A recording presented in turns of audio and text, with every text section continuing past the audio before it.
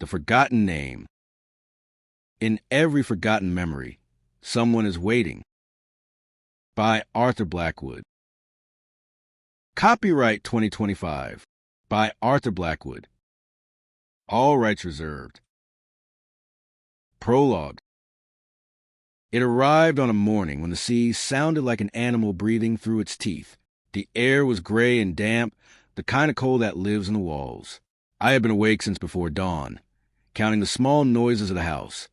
Pipes expanding, gulls scraping against the roof, the steady hum of silence in between.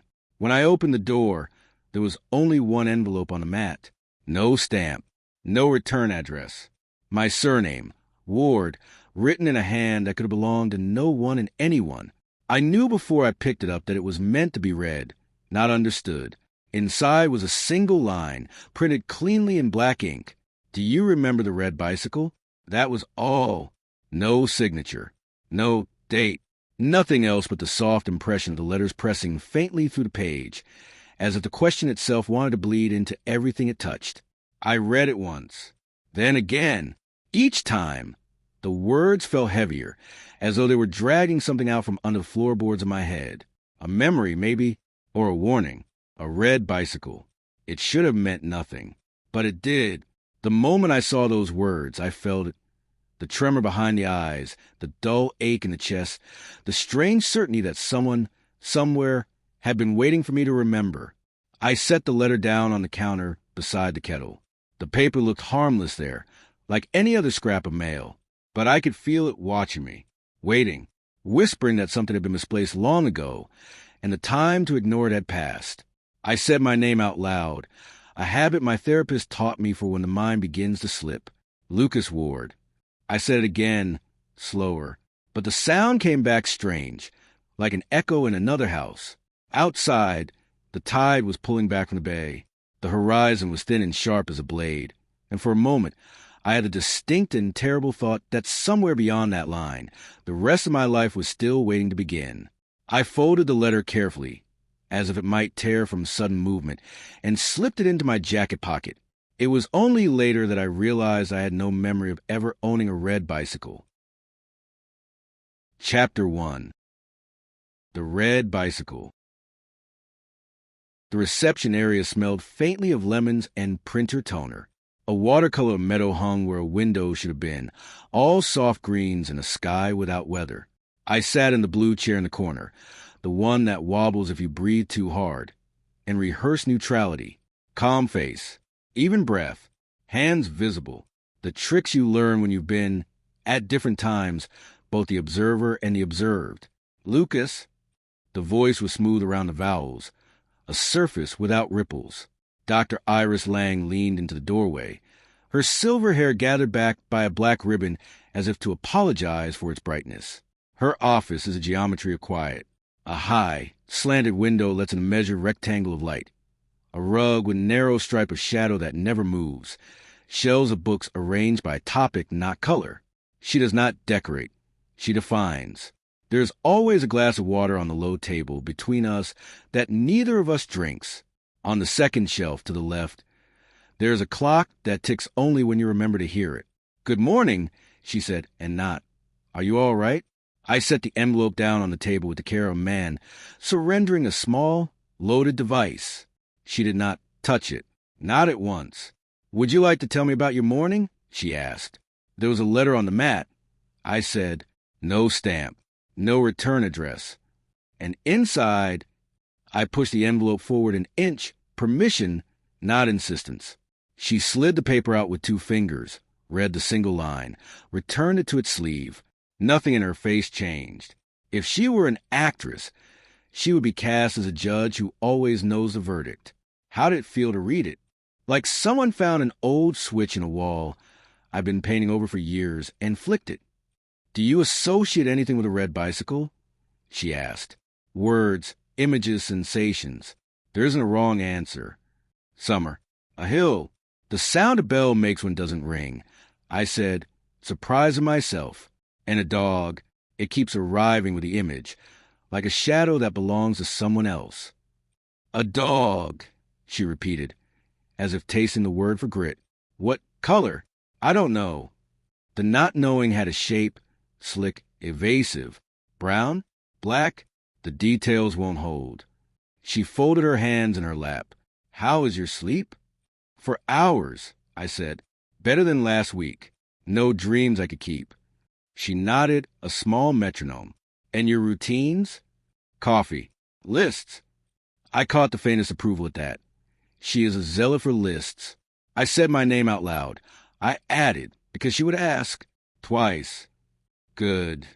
Another small nod. What did you feel in your body when you read the sentence? I thought of telling the truth, and then did.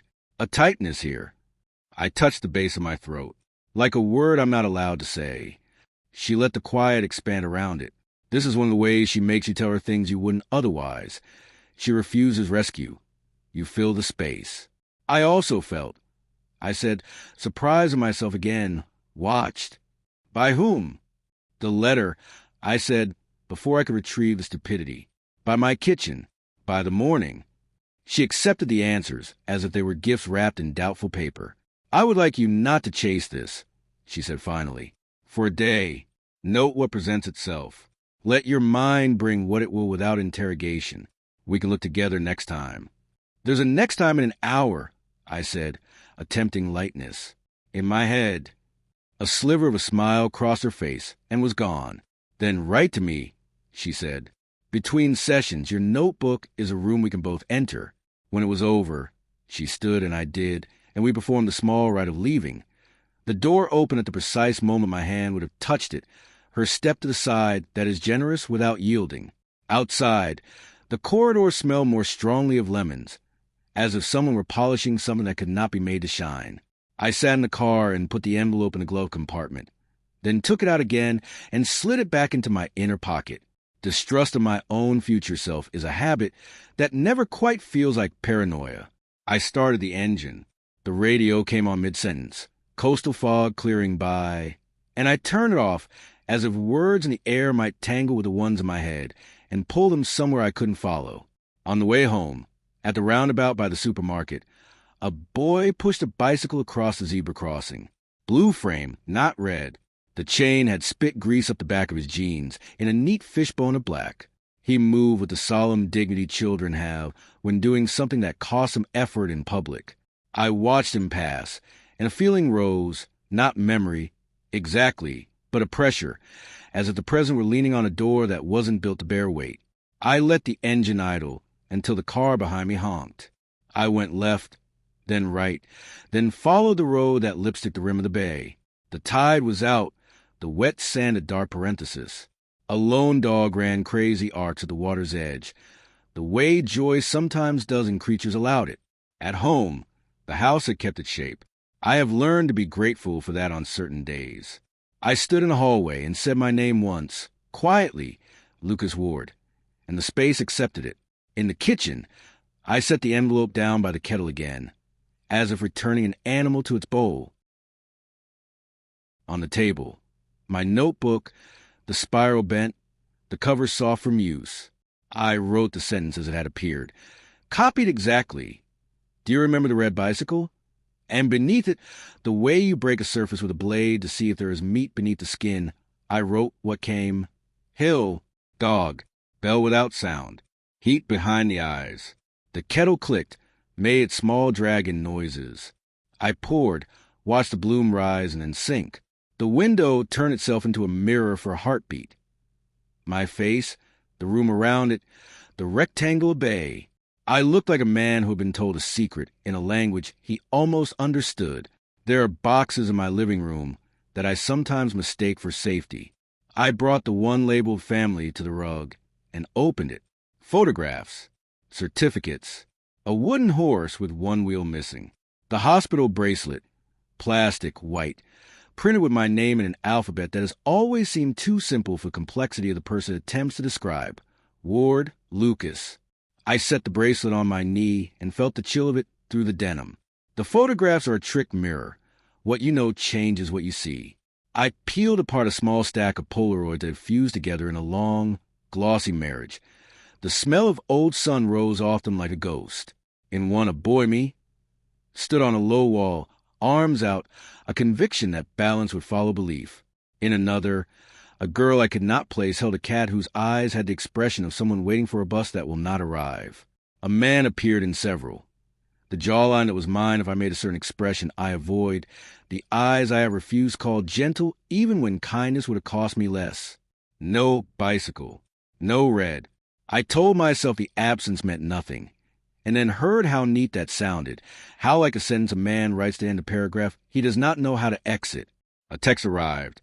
The sound startled me, how deeply I had fallen into the paper world. Rachel, are you okay? Heard from Iris you moved session earlier. I'm around this afternoon if you need anything.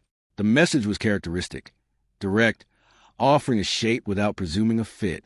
My thumb hovered, and then I did what I have trained myself to do. Answer with a truth I could bear. Fine, we'll call later. I added a full stop, then removed it. I am capable, at least, of not throwing punctuation around like confetti. In the afternoon, the clouds arranged themselves like the backs of whales. I put on my jacket and walked the lane that ducks behind the last row of houses, past the low stone wall where the nettles lie in wait for the unwary. The sea made its patient noises. Somewhere a dog barked once, then again, and then gave up, as if acknowledging the day would not bend to its will. At the end of the lane, the canal that used to feed the old mill shows itself only if you know where to look. The water is thin now, a vein more than a river, but the stones remember weight, and sometimes you can almost hear the old confessing its spin. I stood on the wall there, and found myself looking for a boy's footprint in moss. There was none, of course. Memory is a vandal. It paints what it wants on public property. On the way back, just before the turn of my gate, a woman I recognized as a neighbor I have never properly met, mid-50s, blue parka, a face someone else might call kind, slowed. "Mr. Ward," she said, the way English people do when they mean Lucas, but are testing the distance. "Post came for you by mistake yesterday. I meant to bring it over." She reached into her bag and produced a manila envelope with my address handwritten, but the number inverted, 69 instead of 96. "Sorry, it's only circulars, I think." "Thank you," I said. The envelope was too light to be interesting, too dull to be ominous. She smiled as if we had performed a social surgery without anesthesia, and continued on, "Her dog, a stubby thing with earnest eyes, dragging to lead the way hope does on good days." Back inside, I opened the manila envelope, a supermarket flyer, a credit card offer, a glossy magazine for a hardware store I have never entered, and, sandwiched as if by accident, an old photograph in a plastic sleeve. The photograph was not glossy. It was matte, the kind of paper that absorbs light rather than reflects it. The edges were scalloped. The image, a boy 7, 8, standing beside a bicycle whose frame, though the photograph was black and white, you could tell it had been bright once. The boy's hand rested on the saddle with proprietary gravity. The bell on the left handlebar had a small dent like a thumbprint. The right handlebar had a strip of tape winding down where the rubber had torn. The hill behind him was a hill at the end of our street, or the hill of any English childhood, or the idea of a hill someone tells you about so many times you begin to believe you climbed it. There was a dog at the edge of the frame, half in, half out, as if it could not decide whether it belonged in the narrative. White patch over one eye, a tail blurred by movement into the soft suggestion of joy. I carried the photograph to the window and tilted it to the light that knows how to read old surfaces.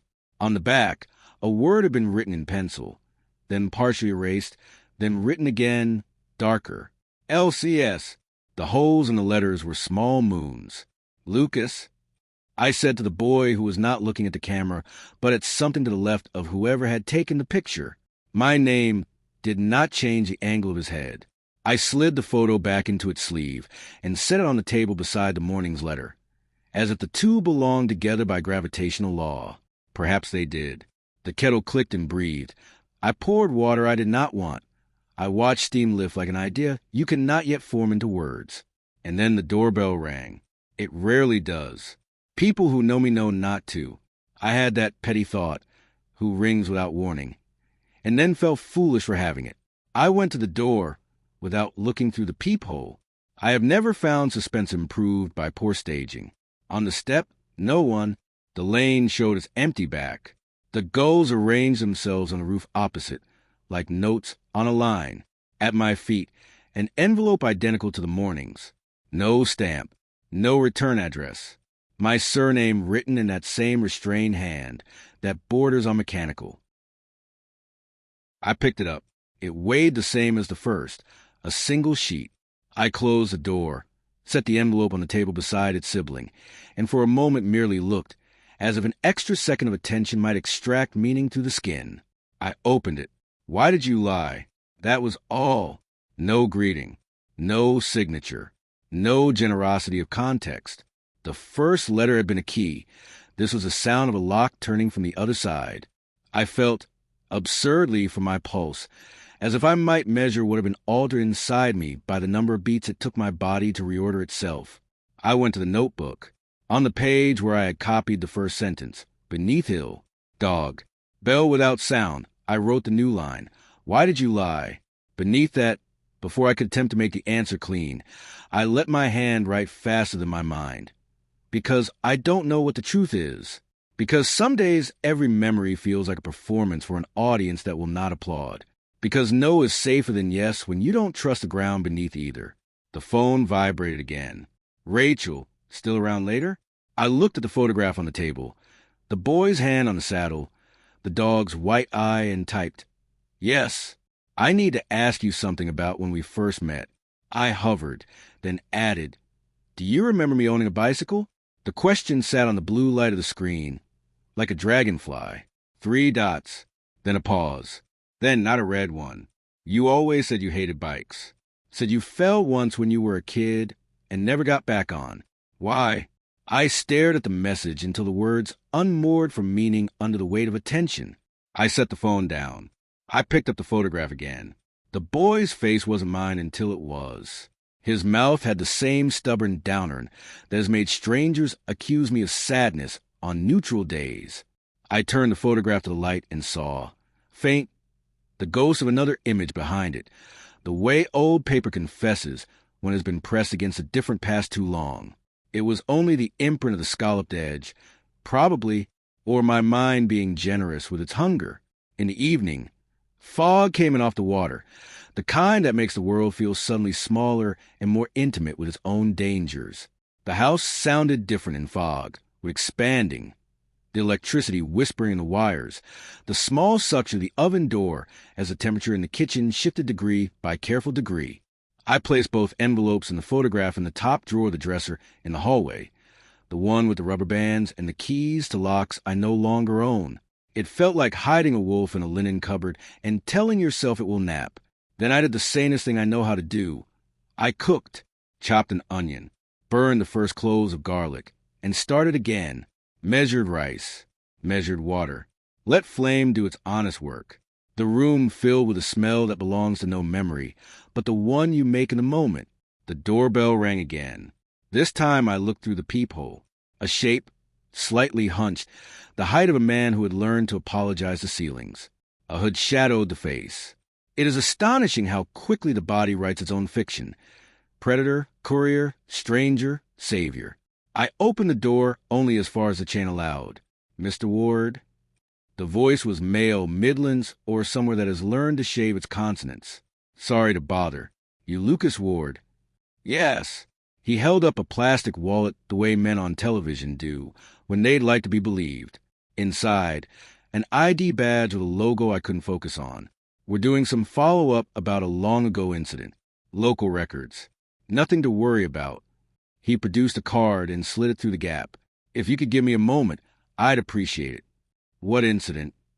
"Best discuss in person," he said, with a smile he had learned in a mirror.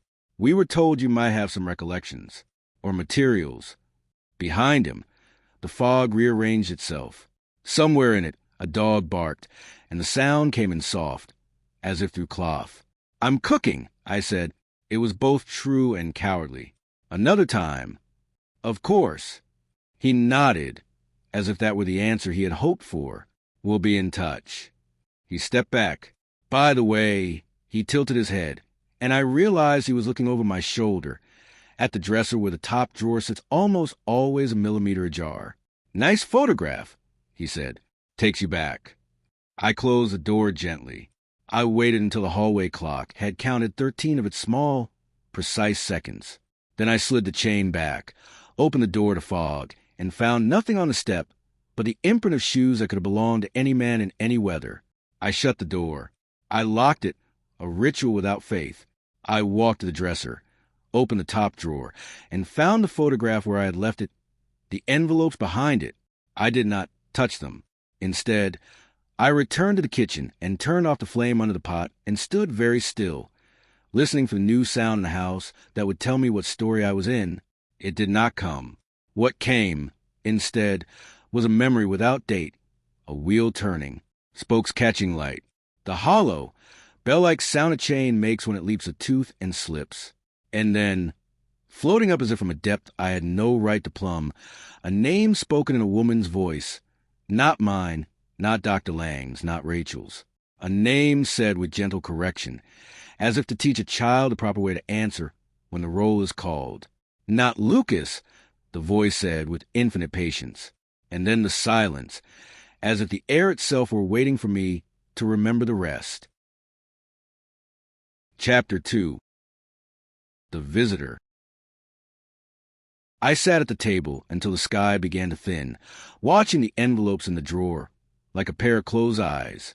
I had told myself I would throw them away at dawn, but dawn arrived too politely to insist on anything.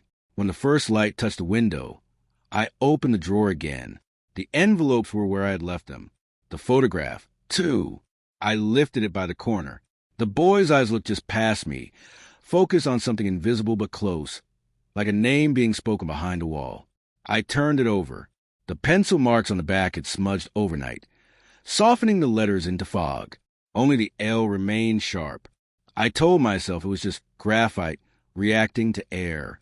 I told myself a lot of things that morning, most of which sounded like explanations only because I said them out loud. The phone rang at 8. I stared at it until the sound stopped. When it rang again, I answered. Lucas. Rachel's voice. Familiar, careful. You said you wanted to ask me something? The conversation felt like walking into a room where the furniture had been rearranged. Do you remember me owning a red bicycle? I asked. A pause.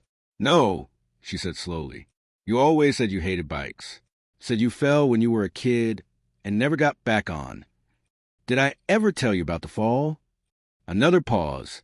No, but it sounded final. I got a letter, I said. 2, actually. I could hear her thinking on the other end. From who? No idea. No signature. Just questions. Lucas listened, she began, but the call cracked into static and then died. The phone screen read no signal. The silence afterward was complete enough to hear my pulse counting itself. Outside, fog still pressed against the glass. The lane was empty, but the sea was making a low, continuous hum, the sound of distance turning inside out. I went to the hallway mirror. My reflection looked slightly delayed, as if the glass needed time to remember what I looked like. I said my name again, Lucas Ward, and for the first time, it didn't sound like a sentence. It sounded like a question. When I opened the front door, the world felt washed clean. The fog had thinned, and everything shimmered faintly, like a photograph not yet dried. There were footprints on the step, 2 sets, side by side, one deeper than the other. I bent closer. The lighter pair ended abruptly, as if whoever made them had vanished mid-step. I followed the lane down to water. The tide was out, the sand streaked with foam and shells. Something pale was caught against the rocks near the pier. It looked, for a second, like a scrap of fabric, but when I got closer, I saw it was a page, paper, soaked but intact, folded once. I peeled it open. Typed words, blurred but legible. Do you remember what you did? The same font, the same alignment, the same mechanical precision. I stood there, the wind tugging at the paper, and felt the ground tilt. Someone was watching me, not from the pier, not from the cliffs. Something subtler, like the air holding its breath.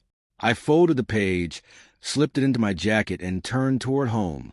Halfway up the lane, a car I didn't recognize was parked by the fence. A black sedan, engine off, windows fogged from the inside. No one in sight. I passed it slowly. The license plate was coated in salt, unreadable. By the time I reached my door, the car was gone. Inside, I made coffee I didn't want and watched the cup tremble slightly in my hand. I opened my notebook and wrote down the new sentence. Do you remember what you did? Beneath it, no. Then, as if someone else were writing through me. But I'm starting to. The knock at the door came exactly 5 minutes later. 3 short raps. Not hesitant, not polite. I froze. The house, in solidarity, stopped making noise. Another 3 knocks, evenly spaced. I opened the door halfway. The man from the fog stood there, the one with the badge I hadn't read. He wasn't wearing the same coat. Or maybe he was. The fog had changed him, made him less definite. Mr. Ward, he said, we didn't finish our conversation. I don't recall starting one. May I come in? No. He smiled, and it wasn't a smile. You received another letter, didn't you? I didn't answer. Don't worry, he said. They always come in 3s. What do you want from me? Not from you, Mr. Ward. From the one before you. He said it so casually that for a moment I thought I'd misheard. The one before me? He looked past me into the house, to the hallway where the dresser sat, to the drawer where the envelopes waited. You should be careful what you keep, he said. Some things remember you back. Then he turned and walked away down the lane. No car, no footsteps, just a quiet collapse of distance. I shut the door and leaned against it until the echo of the latch faded. The phrase repeated itself in my head. They always come in 3s. I went to the drawer, opened it. 2 envelopes. 1 photograph. The space beside them was empty, an invitation waiting to be filled. I knew before it happened that there would be another knock. I also knew I would answer it. And somewhere beneath that knowledge, like a current under black water, another certainty began to move. Whatever these letters were, whatever they wanted, they weren't reminders. They were instructions. Chapter 3. The third letter. I sat at the table and listened to the house make its careful noises. The visitor's words replayed. They always come in 3s. The sentence kept its shape, no matter how I tried to bend it. At some point I must have dozed, because I woke to the smell of cooling metal and the low bird throat sounds gulls make before the shout. Light had begun, the thin kind that can't decide if it belongs to the world yet. My mouth tasted like I'd eaten sleep and failed to digest it. I made coffee and watched steam unspool, then picked up the photograph again to test whether it would change under fresh light. It didn't. The boy's gaze still slanted left, away from the camera.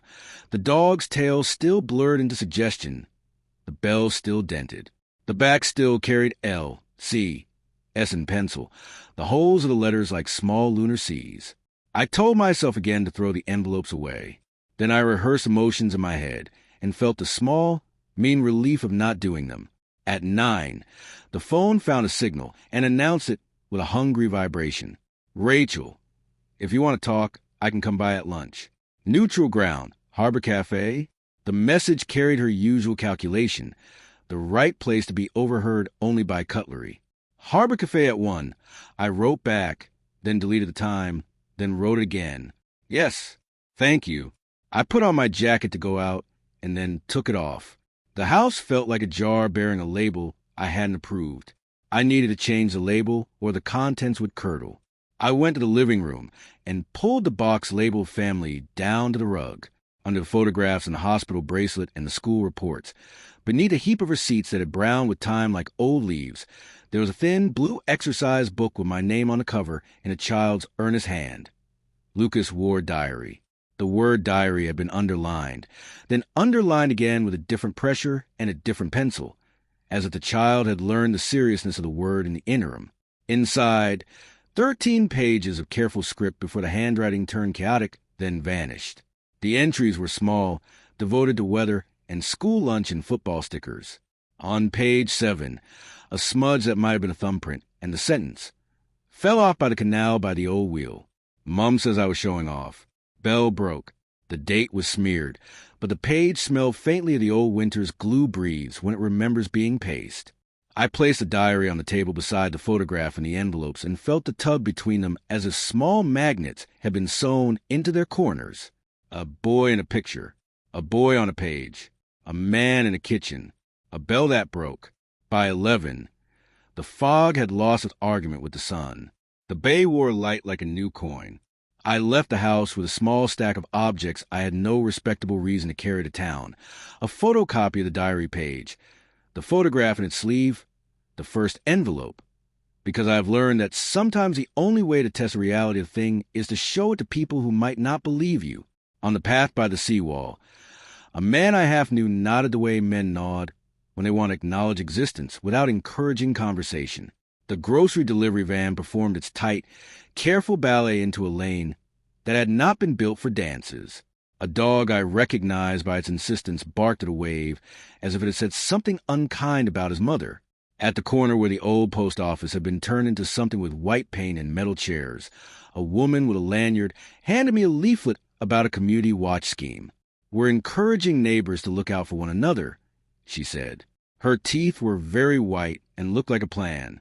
"Have you noticed anything unusual on your street?" "Only myself," I said. She laughed as if that were the sort of joke daylight allows. "The Harbor Cafe welcomes you in the way a stable door welcomes a horse. Practiced, resigned, warm at the edges. It smells of toast, lemon cleaner, and the memory of bacon." Rachel was already there in the corner, where she can see the entrance without being seen too soon. She stood when I came in and didn't touch me, which felt like affection correctly measured. "You look," she began, then let the rest fall. It's a talent of hers, the refusal to lie when adjectives would be polite. We performed the early steps, the menu, the order, the state of the weather, as if either of us could improve it. Then I slid the photograph across. She lifted it by the edges. "Where did you get this?"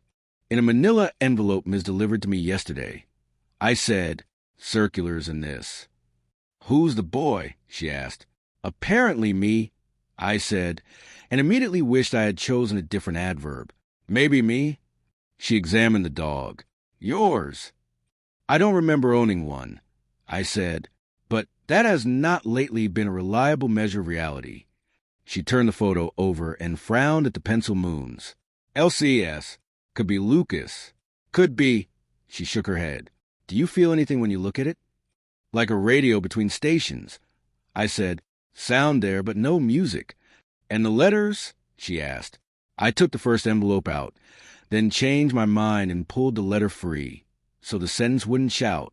She read it, put it down. Her face moved in a small way that only people who have shared apartments notice. "Who sent it?" "If I knew," I said, "I'd know something." "And the visitor?" she asked. Her mouth quirked tight. "You said a man came to the door."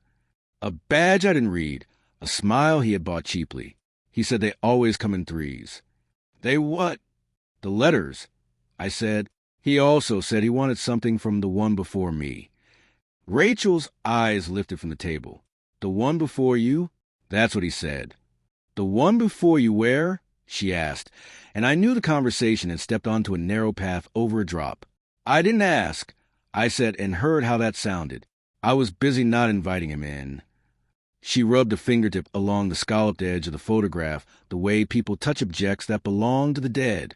"Lucas, is there anything you haven't told me?" she said softly. "From before?" "Before what?" She didn't answer. She is good at letting the echo pose a question. When we had eaten the kind of lunch that does its job without auditioning for a better life, she said, "Come with me. 10 minutes. I want to try something." I paid. She let me. We have an economy of small courtesies, and we walked 2 streets over to the library, a building so sure of its function you feel shushed on the steps. Inside, the air had the good dust of paper that has outlived sentences. The librarian, who wore her cardigan like a uniform, nodded at Rachel as if permission to pass between stacks needed co-signing. Rachel led me to the local history room. Glass case, large table, a faint buzz of fluorescent lights that have accepted their fate. "If that photograph was taken here," she said, "if that hill is that hill," she pointed, through the window toward the rise at the end of town, "we might find it in a yearbook or a newspaper. People here put everything in the paper. Lost cats, fates, who baked which cake. We signed a ledger that looked as if it had known many hands. The librarian brought us a box of archives. Bound newspapers, the town magazine, the school yearbook with a cover that had faded from blue to a polite indecision. We took a year each. Rachel the year the diary page might have meant me the one before, and began the work of readers pretending to be detectives. The paper made the soft crackling complaint of age. There were photographs of children with scraped knees holding trophies, men with arms around each other in the way men do when they think the world can't see how beloved they are, women in floral dresses, not quite trusting the smile the camera demanded. There were football scores of breathtaking specificity, and a report about how the church roof was grateful for a donation. Half an hour passed like a lesson you're almost interested in. Then, on page 12 of the Midsummer Community News, beneath a headline that couldn't find its verb, playground expansion completed, a photograph, a group of children standing with their bicycles, all gleam and grin. At the edge of the frame, a dog half in, half out, white patch over one eye, the bell on one bicycle dented, the right handlebar taped where the rubber had torn. The caption said, "Pupils celebrate new play area at Hill Street." Pictured, Lucas W., Simon H., Diya P., and others. The W was an initial that could have belonged to any of a dozen surnames in the parish register. Rachel looked over my shoulder and made a sound low in her throat, the kind people make when they open a door they didn't know was theirs. "Lucas," she said, quieter than the room required. "That's you." I felt the peculiar double vision of recognition and refusal. The boy on the page and the man at the table looked nothing alike until they did. The jawline, the mouth set against asking for anything, the way the shoulders held themselves as if expecting cold. I couldn't feel the boy behind my ribs, but I could feel the absence he outlined. It was like holding a key that promised the existence of a door I had never found. "Why do you have no memory of a thing that was once newspaper?" Rachel whispered. "Because I have a talent for missing the obvious," I said, and it came out almost funny. We photocopied the photo. The machine performed its square light, the lamp moving as if scanning for lies. The librarian put the original back with the care of a person returning a borrowed organ. Outside, the day had put on a more confident blue. Rachel walked me as far as the corner with the lanyards and the leaflets and the dog that had learned to accept the sea's insults. At the crossing, she touched my arm, featherlight. "Promise you'll call if the man comes back." "I will. And if the letter comes," she said, "wait for me before you open it." "I can't promise that," I said. It hurt to say it, both because it was true and because I wanted to be the sort of person who could make that promise and keep it. Back home, the house had reassembled itself in my absence. The drawer was a drawer. The kettle was a kettle. The photograph was still the photograph. I placed a photocopy from the archive beside it. The same boy, the same dog, the same dented bell, and watched the two images refuse to argue. I took out the diary and placed it below them. Page 7 opened and fell off by the canal. Bell broke. On a fresh page in my notebook, I drew lines between the items like a child mapping crime he doesn't yet possess the facts for. Photo dog, bell, hill, canal, fall, letters. In the bottom corner, I wrote the phrase I did not want to make room for. The one before you. The house held the kind of quiet you get when weather has decided to be kind. I washed the cup that did not need it. I walked to the window and allowed the horizon to do its straight line trick. A gull dropped a shell on the road, broke it, ate, and flew away with the unconcern of a creature to whom loss is a method. I went to the hallway mirror again, because sometimes the face knows before the mind agrees. I looked at myself and said gently, as if teaching a child to answer, "Lucas Ward." The sound returned to me true and not true. Behind it, like a second voice recording a fraction of a second late, another shape in the same syllables, Lou, something, as. When I tried to catch it, it scattered like fish. At 4, the sky changed its mind and pretended rain. I opened the back door to see if the smell would arrive. It did. Earth salt, the metallic sweetness of water thinking about falling. That was when I heard it. The small, clean sound of paper on wood. A whisper of an envelope meeting a floor. I turned so quickly the house blurred. The front door was closed. The chain lay where I had left it. The hallway had acquired no new shadows. But on the mat, white, no stamp, no return address. My surname in that same restrained hand that made courtesy into threat. I stood looking at it as if distance could make the moment into something else. I thought of Rachel and her request to wait. I thought of the man with the badge. I thought of the boy in the picture, and the dog that never quite came all the way in. I picked up the envelope and felt its weight. One sheet, no more. The skin on my forearms rose. The body knows danger without a vocabulary. I carried the envelope to the kitchen and set it beside the others, as if they might recognize one another and behave. The kettle clicked on without my telling it to. I had leaned against the switch with my hip. The small mistake felt like a ritual. I opened the notebook and wrote, "Third letter delivered at 16:08. Then I wrote what I was feeling because Dr. Lang says feeling named is feeling halved. Anticipation, dread, relief, hunger. I added, I do not want to be alone with this sentence. Then I added, smaller, but I also do not want witnesses. The kettle finished its song. I poured water I would not drink and watched steam become cloud, become nothing. I took the envelope in both hands the way some people take bread. I slid the blade of my thumbnail under the flap and lifted. Inside, a single sheet, center type, the same unadorned font. I did not look yet. I let the paper touch the air. I thought about the boy's mouth and the way it refused to ask. I thought about the bell's dent and the dog's white eye and the wheel that turned whether or not anyone wanted to go anywhere. I lowered my gaze. I read the sentence. And in the moment between the first word and the last, the weather in my head changed. Sudden front, sharp pressure drop, the clean violence of recognition arriving like rain. Chapter 4. The Sentence. I folded the paper before I could read it again. My hands didn't trust themselves. The body learns faster than the mind what should be feared. Outside, the light was the color of metal cooled too quickly. I opened the window to let the sea in, the smell of salt and rot, but it didn't help. The letter sat on the table, like a confession that hadn't been made yet. I thought of burning it, tearing it, throwing it into the water, then imagine it washing back up at my door, unchanged. At some point I realized I was whispering the words aloud, though I couldn't remember having said them. My mouth shaped them automatically, my voice coming back to me delayed by a second, as if through glass. I caught my reflection in the window, my lips moving, my eyes somewhere else entirely. The kettle clicked again, unasked.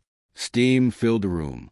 I took the letter and slipped it into the notebook, between the last page and the cardboard cover, like hiding a knife in a prayer book. Then I left the house. The road into town felt shorter than usual, or maybe it was me that had thinned. I passed faces that knew my name but not my mind, and they all wore that small provincial smile that says you're still one of us, even when you aren't. I walked straight to the surgery. I hadn't called, but Dr. Lang rarely turned people away. The receptionist gave me that expression reserved for people who appear on days that aren't theirs. The expression that says again, already, but also, of course. Dr. Lang's door opened before I knocked. She had that talent. "Lucas," she said, not surprised. "I was expecting you. I didn't make an appointment." "I know," she said simply. "Come in." Her office was the same. The clean geometry of order, the clock's patient tick, the faint hum of fluorescent light that reminded me of hospitals and unfinished thoughts. She gestured to the chair. I sat. "You've read it," she said, not as a question. I nodded. The letter was still in my jacket, close enough to feel through the fabric. "And I don't know. Do you want to talk about it?" "I don't want to," I said, "but I think I need to." She waited. I opened my mouth. No sound came. It was like trying to describe a dream while still half inside it. Every word slid off before finding shape. When I finally spoke, the sentences came in fragments. It's short, just one line. It shouldn't mean anything, but it does. It feels like recognition or accusation. I can't tell which. She watched me with that clinical stillness that turns a person into a reflection. "Can you recall the exact wording?" "I can," I said, "but I won't." Because saying it would make it real. She didn't argue. She wrote something on her pad, a small mark that looked more like a drawing than a word. Then she said, "Do you think it was written by the same person as the first two?" "Yes." "How can you tell?" The way it breathes, I said before realizing how strange that sounded. There's a rhythm to the sentences. Whoever's writing them knows the tempo of my thoughts. That's a very specific feeling, she said. Do you think they've read your work? Your old articles? Maybe, I said, or maybe they wrote me instead. She smiled faintly at that. You mean they invented you? I mean they remember me better than I do. The silence that followed wasn't comfortable, but it was necessary. She let it expand, as she always did, until the air grew thick enough for truth to surface. I found an old diary, I said. Mine, from when I was a kid. It mentions a fall. By the canal. Said I broke the bell. She didn't write anything down this time. Do you believe it happened? I don't know what I believe anymore, I said, but I found a photo of me, or someone who looks like me, on that same hill, with the same bike. Then it's possible it did happen, she said gently. Or it's possible someone wants you to think it did.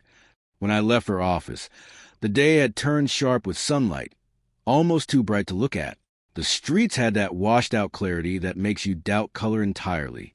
I walked toward the harbor, past the bakery that always smelled better than it tasted. The woman behind the counter nodded to me through the glass, her smile a small mercy I didn't deserve. On the pier, a fisherman was mending his nets, humming tunelessly. I leaned against the railing and watched the sea muscle itself against the rocks. The sound reminded me of breathing through fabric. The letter's words pulsed under my jacket like a second heartbeat. I pulled the notebook out, intending to read them again, but when I opened it, the page was blank. No ink, no indentation, nothing. I flipped through the rest of the notebook. Empty, all of it. Every word I had written, every record, every observation. Gone. I stared at the clean paper and felt the strange vertigo of being erased. I checked the pocket where the other letters had been. Still there, I pulled out the first one. Do you remember the red bicycle? The second. Why did you lie? Both unchanged. Then the third.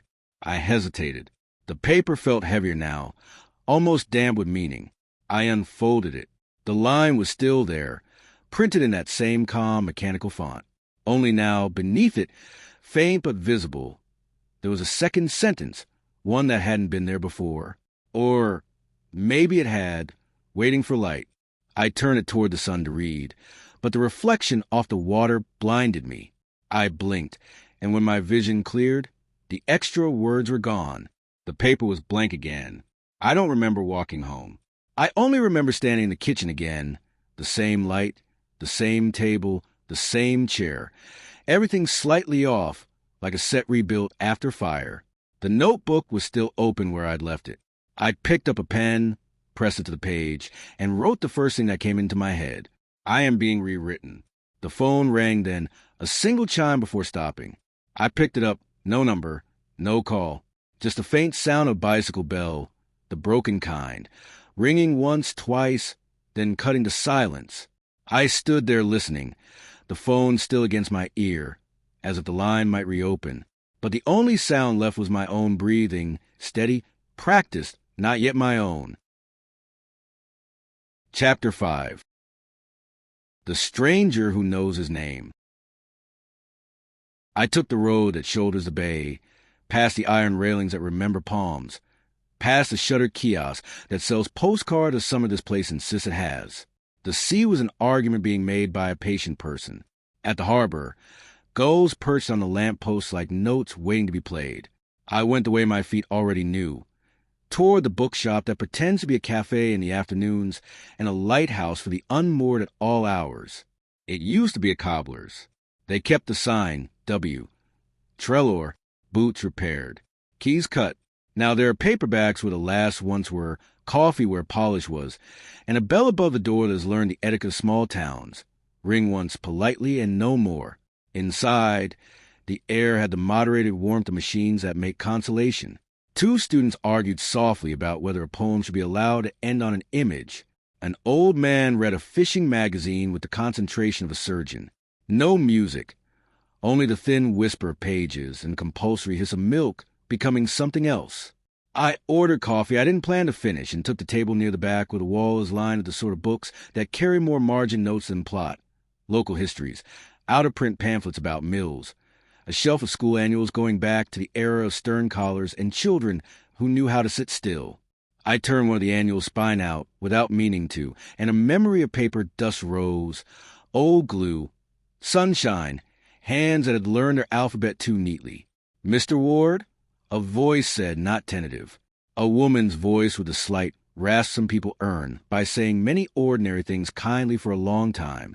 I looked up. She was small and straight-backed, with a pearl-pale bob that had surrendered to no trend after 1998, and a coat the green of old chalkboards. Her face held both severity and a kind of fatigue that comes only from standing in front of rooms full of children who need the same sentence repeated 10 different ways. "I'm sorry," I said, standing because something in me still respects chalk. "Do we know each other?" Her mouth did that English thing, where it agrees not to make you feel bad about not recognizing it.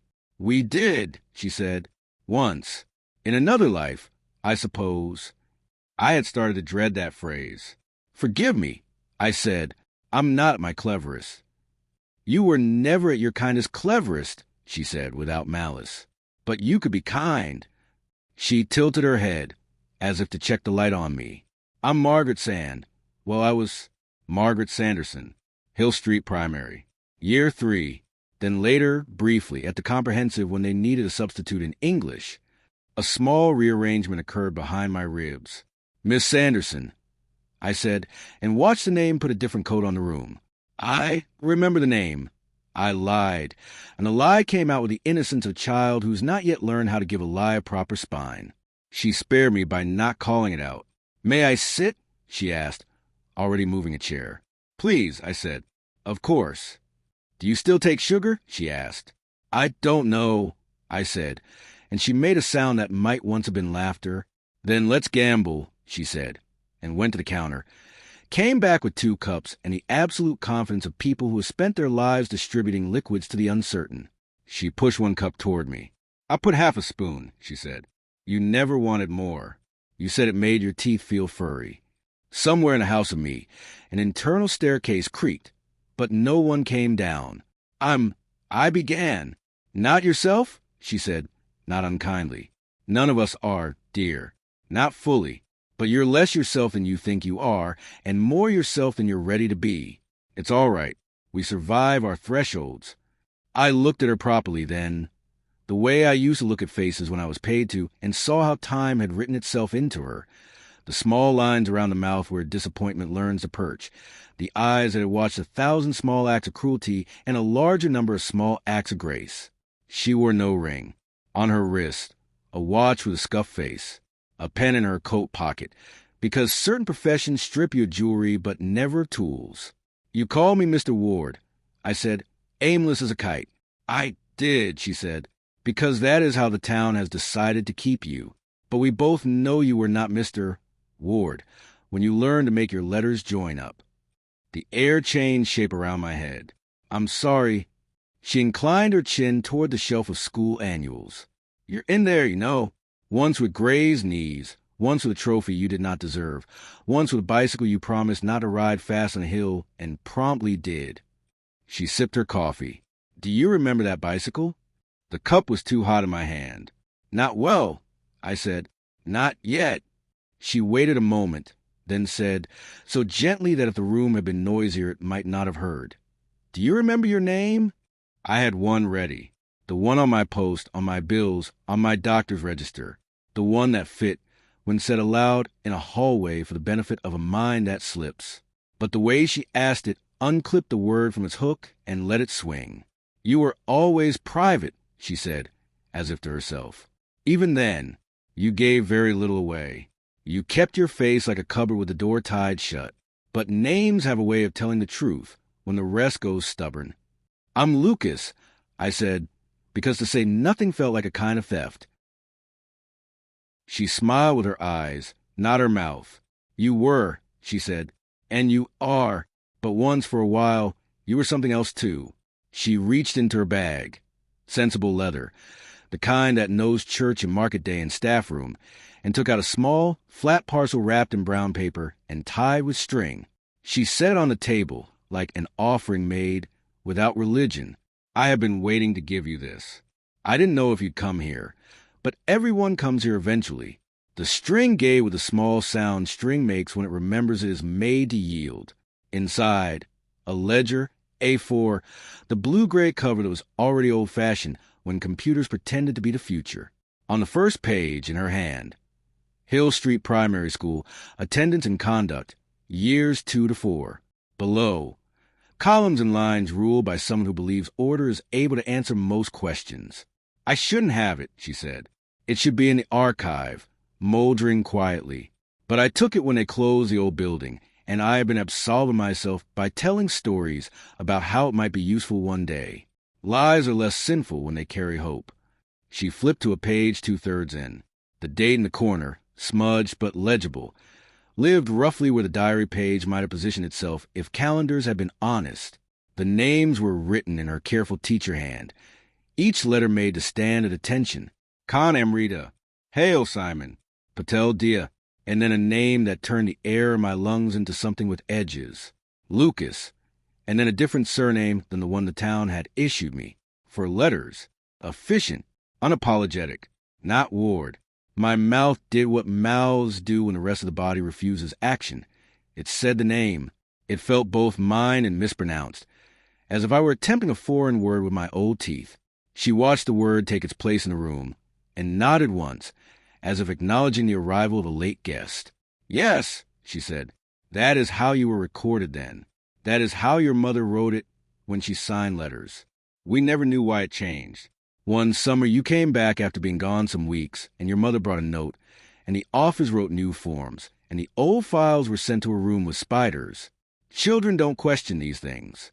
We learn the new lines and say them. I ran a finger under the name as if it might peel up like the edge of wallpaper and reveal the older room beneath. You were good with words, she said.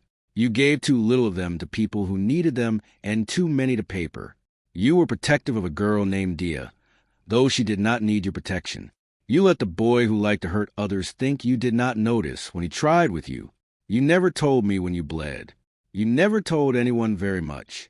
You had a dog for a little while, though I suspect it belonged to the street more than to you. It liked you best. She smiled into the ledger.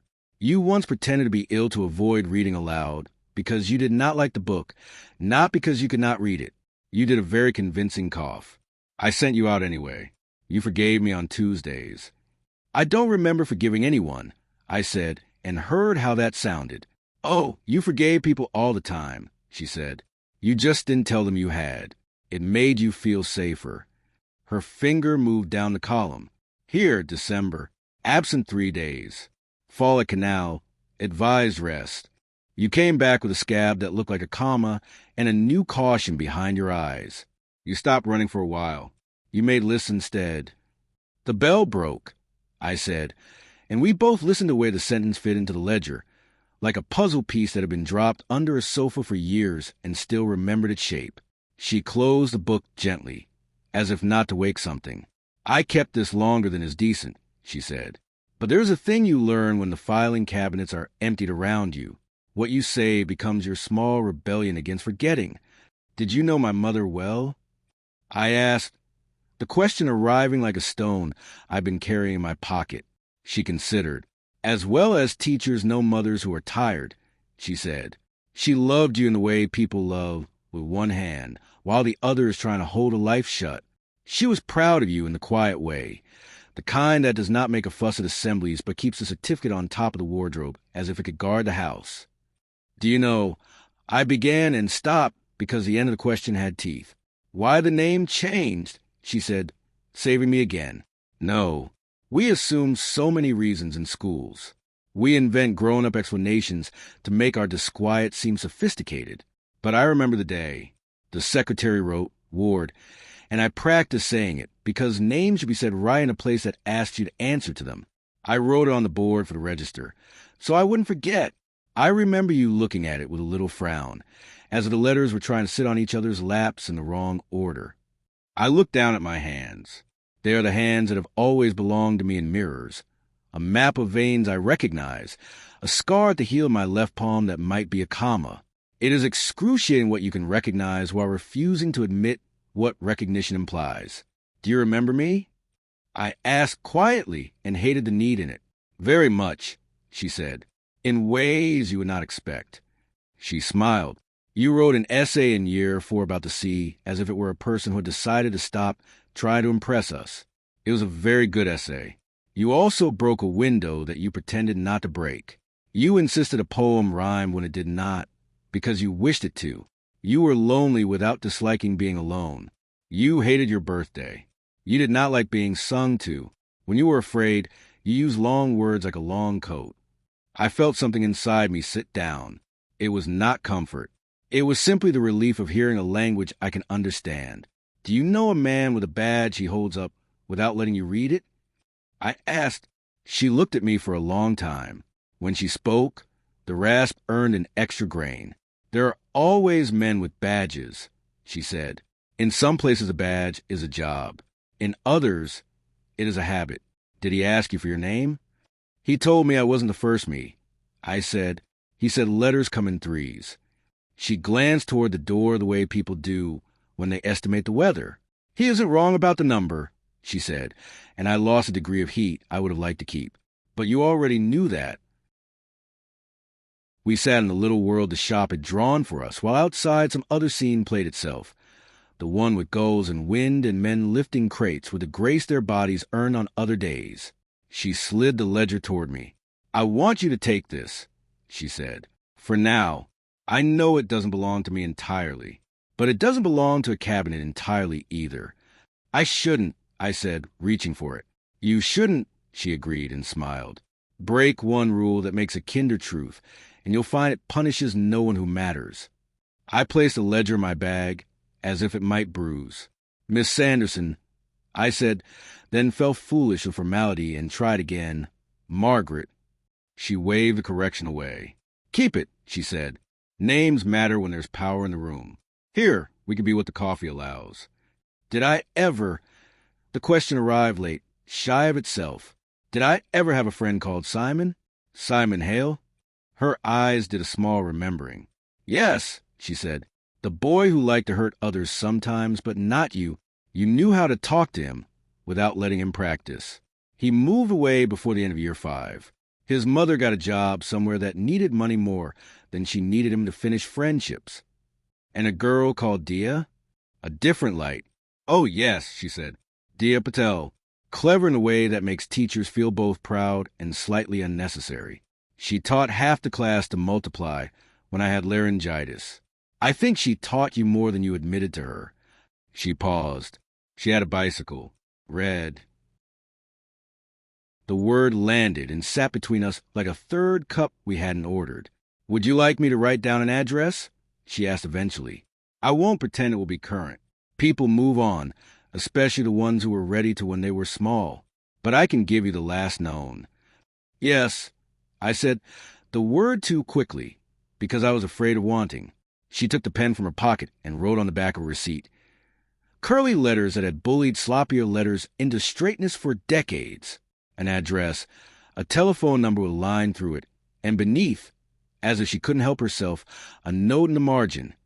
Ask about the mill day. She pushed it toward me, then put her hand on it for a second, as if blessing paper were part of her job. You might also try the parish office for old electoral registers, she said. They are nosy in useful ways. I slid the receipt into my notebook, where sentences go to become less frightened. May I ask you something? She said, with the humility of a person who has earned the right to ask more than one thing. Do you trust a woman who asks you to name your feelings? Dr. Lang, I said, not surprised that the town had told her. I trust her to be precise. Precision is a kind of kindness in the right hands, she said. Be careful with people who prefer only warmth. They will keep you comfortable while you sink. I nodded, grateful for a sentence that sounded like instruction. If I began and she rescued me again. If you remember something that hurts, she said, do not be alone with it if you can help it. But if you are alone, write it down before you decide whether it's real. Writing makes a corridor. You can walk down it and back. We stood. The bell did its civility. When we reached the door, on the threshold she turned, as if we had left a light on in the conversation. One more thing, she said, and her face did the old teacher trick of becoming entirely itself. That photograph with the dog, it wasn't yours. I know, I said, which surprised me. It feels borrowed. It was Diya's bell that broke, she said, but you were the one who tried to fix it. We stood a second in that sentence, and then the outside reasserted itself with all its mild, gull-slung insistence. Goodbye, Mr. Ward, she said, and then very softly, almost to herself but not enough for it to be an accident, she added the other name. It came out like a correction made with love and chalk. It was a name in the ledger, the one with 4 letters, the one that fit me like a coat I had grown out of and back into again. It stole a breath from me on its way through. She smiled once, as if at an answer that pleased her, and walked away with the small, invincible stride of women who know they have already taught what they meant to. I stood stupidly in the street with the ledger heavier in my bag than the law of objects allows, and watched her turn the corner, as if corners had been designed for this. People you might not see again, leaving you with a sentence that will not stop working. Back home, I set the ledger on the table beside the photograph, and the 3rd letter I could not yet bring myself to read aloud. The 3 of them made a shape I recognized and did not. Rectangle, rectangle, rectangle. The geometry of proof without the courtesy of explanation. I opened the ledger to the page with the attendance marks and ran my finger under the other surname again, slower, as if stroking the back of a very careful animal. On impulse that wasn't impulse, I took out the diary, the blue exercise book with my boy hand, and wrote the other name on its first clean page. The pencil hesitated, then behaved. I said the name softly in the kitchen where the sea keeps a frequency only certain days can hear. The house listened. It did not contradict me. In the hallway, the drawer with the envelopes waited with the patience of bureaucracy. I took the 3rd letter out, placed it on the table, and set the ledger above it, as if weight could teach restraint. I called Rachel and told her I had found someone who knew how my name used to sit in a room. I told her I had a school ledger, and a receipt with an address, and a sentence I still hadn't said to anyone. She said she was getting in the car. I hung up and stood for a while, waiting for the sound houses make when they decide to keep you. It did not come. What came instead was a small, bright sound of a bicycle bell somewhere on the lane. Once, twice, then silence. When the bell didn't ring a 3rd time, I turned the 3rd letter toward the window and let the gray light climb it like a tide. The words showed themselves obediently, as if they had been waiting for a proper introduction. I did not read them yet. Instead, I put my palm over the line and felt the pressure of ink through paper, like the pulse of a creature that can live without air. I said my name, both of them, aloud to the room, and the room did not make a choice. Then, because some doors are kinder than others when open in the right order, I picked up the receipt Miss Sanderson had written on and traced the note in the margin with my thumb. Asked about the mill day. The sea took a deeper breath. Far off, a gull laughed without humor, and the word that was once my surname went on echoing very quietly, as if practicing its return. Chapter 6. The Mill Day. You look like you've been talking to the furniture, she said. I'm not sure it was listening, I said, and tried a smile that didn't travel far. She glanced at the dresser. Is it in there? Everything is in there, I said. That's the problem. We did the ritual of tea, because doing something with a kettle can make a day passable. I set the ledger and the photograph on the table. The 3rd letter stayed tucked in the notebook, a blade I was not ready to test on another person. Rachel took off her coat with a surgeon's efficiency, folded it over the chair, and rolled up her sleeves. Show me, she said. I opened the ledger to the page Miss Sanderson had shown me and slid across. The other surname stood there with its 4 letters, patient as a dog tied to a railing, waiting for someone to admit it belonged to them. Rachel read the column like medication instructions, slowly, with the corners of her mouth doing small accounting. They really wrote it this way, she murmured. And then, one day, Ward. Some time after summer, I said, there was a note. She looked up. From your mother? Miss Sanderson said so. I said, she remembered the office writing new forms. The old files sent to spiders. Rachel nodded. It's one of her better talents, accepting that the simplest sentence can be the cruelest. She traced a line that marked December. Fall at Canal, Advise rest. There were the reports of a fall, she said quietly. You told me that the first year you said you never got back on a bike. I assumed it was because you hated the sound a chain makes when it slips. Maybe I do, I said. The room warmed by a degree. The kettle filled the gap with its soft, mechanical sighs. She set a flattened receipt beside the ledger. What's this? Miss Sanderson's address for Diya, I said, and a note asked about the mill day. Rachel's eyes moved to me, a fraction of a second before the thought finished forming. The mill, she repeated, the old one by the canal. I nodded. I remember the wheel without memory. I remember the sound it would make, wet wood and a rhythm you can walk to. And do you remember the day? The question had bones. I put my hand on the table, palm down, and felt the grain like a map. Not yet, I said, but it wants to be remembered. She pulled her chair closer, so our knees touched. All right, she said softly. We'll find it sideways. Tell me what you know. Only edges, I said. The wheel, the canal, a dog, always at the edge of frames. The hill, a bell that broke. A boy, me or someone I pretended to be, pushing a bicycle and choosing not to ride. Why? Punishment, I said, before I could tidy the thought. Gravity is penance. For what? I looked at the notebook as if it might volunteer. That's the part that keeps changing its clothes. She nodded once, as if to say, yes, sentences can be like that. Let's make a map, she said, stepping into her old habit, moving information around until it became something else. She took my notebook and drew a circle. House. Then another, canal/mill, and a third, school. She linked them with lines and wrote Miss Sanderson between school and house, and Rachel between house, and a small question mark labeled a man with a badge. We'll add DIY when we have her. Don't forget the dog, I said. She drew a small star next to mill. Dog, she wrote, and then beside it, as if the sentence were pre-written on her fingers, white patch over one eye. You never met the dog, I said. No, she said, but he's in your voice. We went to the living room. I took the blue diary out and showed her page 7. The smudge of thumb, the line about the fall and the bell. She read it without touching the page, the way people view the belongings of the dead, respectful of the fact that paper is a kind of skin. You know what worries me, she said, closing the book with care. The list is long, I said. That your notebook went blank, she said. That's not a mind trick. That's an object doing something it shouldn't. I thought I'd imagined it, I said, but it happened at the pier.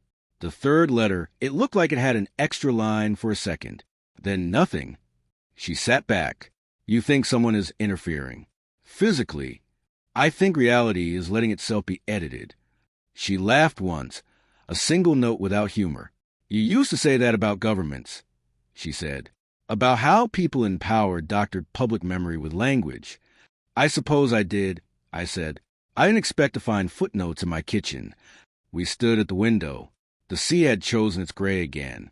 The sky did its polite work of being there. Rachel slid her hand into mine and squeezed the way you squeeze a rope before a climb. What if the mill day is the key, she said. What if everything rides back to on the chain? Then we go there, I said. She glanced at the clock. Now! Before it decides to be somewhere else, I said. We took the path that threads the back of the last houses like a needle through cloth. The lane smelled of whetstone and cold metal. Nettles leaned into us with the entitlement of natives.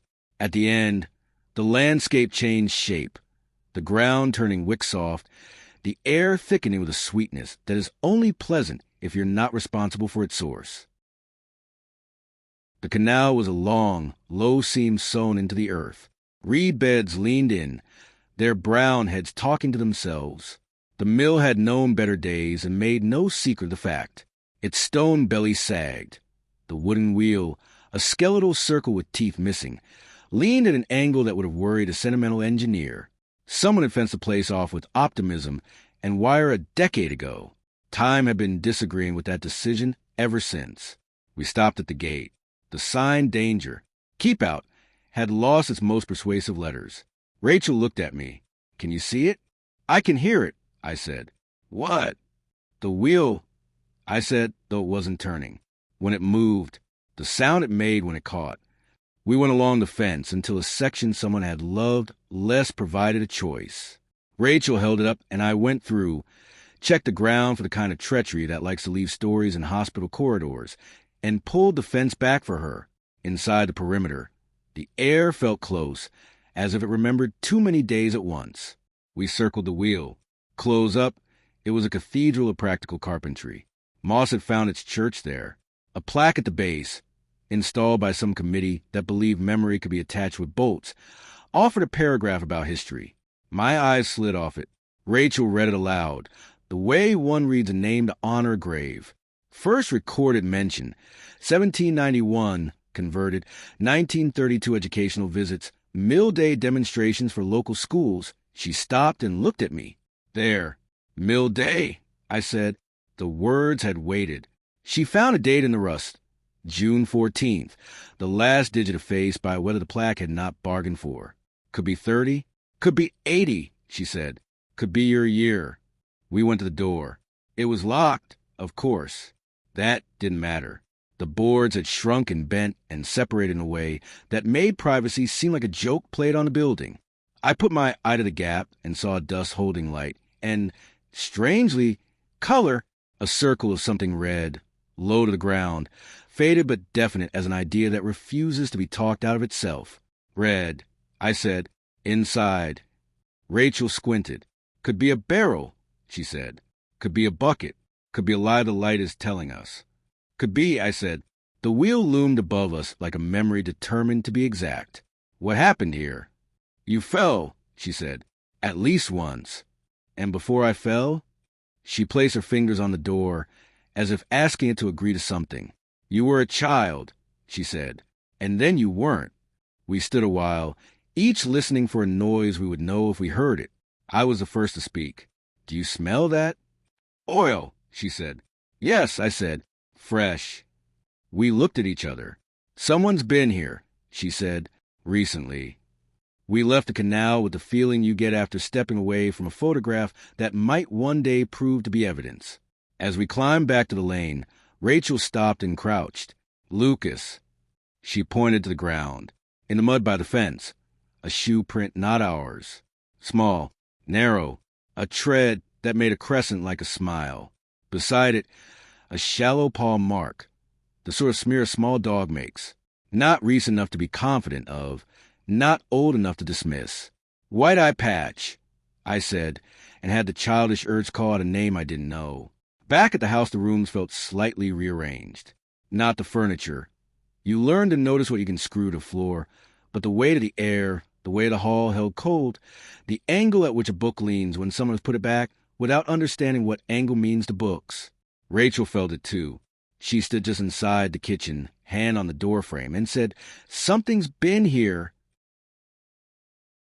I went to the dresser. The top drawer was a millimeter more open than I wished for. The letters were still in their place. First, second, third, tucked in the back beneath rubber bands and keys that no longer belonged to locks. The photograph lay on the table where I had left it. Only it didn't. It had changed its mind. The boy's face had gone softer at the edges, as if the light had moved while no one was looking. The dog's tail, blur always, now described a clearer arc. And in the bottom right corner, where there had been only the scalloped edge of paper, a thumbprint had appeared. Not mine, not Rachel's. Small, as if a child had leaned their future into ink and then decided against it. Rachel exhaled. Say it, she whispered. Say out loud what you see. Someone touched it, I said. Someone touched it here, she corrected, and pointed to the exact curve of print. And not recently. It sunk in like old breath in wool. Either it was always there, and you couldn't see it, or something decided today was a day for thumbprints. I said. She looked at me. Lucas, she said, with a new kind of warning. This is not just your head. I know, I said. The knowledge made my palms feel clean in the worst way. We sat. She took the ledger again. Tell me the name, she said. Suddenly, the old one. Say it. Let's sit in this room. I said it. It felt like stepping onto an old step that remembers your weight. The sound didn't contradict me. The house accepted it without ceremony. Again, she said, and I said it again and again until the sensation of theft softened. We are made by the words we repeat. Perhaps a self can be coaxed back with insistence. Good, she said. She reached across and put her hand over mine. Now tell me about the sentence you won't read to me. I looked at the notebook where the third letter lived. My body did the thing it does when a threshold asks for a fee. It braced. Not yet, I said. I know what we'll do to the air. She nodded. Then we'll come at it another way. She touched the receipt with ask about the mill day written in Miss Sanderson's tidy hand. What if we found the program? Towns love programs. Some brochure from whichever committee insisted children should be taught that flour is not magic. The library, I said. Tomorrow, she said. Tonight, we don't leave this room to the dark. She stood. Let's make the house name its objects. We did the strange inventory of people who have run out of ways to be normal. Rachel named what she saw. Table, 2 chairs, ledger, photograph, blue diary, notebook, kettle, window, see. I followed her voice, and after a while the noun steadied the blood. We are animals we can become by naming. Halfway through performance, the power flickered. Not out, not down.